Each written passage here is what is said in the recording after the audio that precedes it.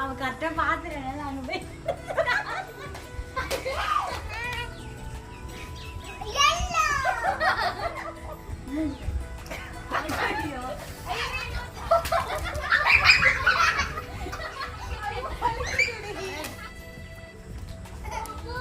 யார் இப்ப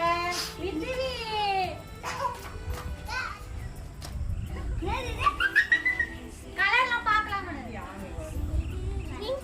கண்ணை முடிக்க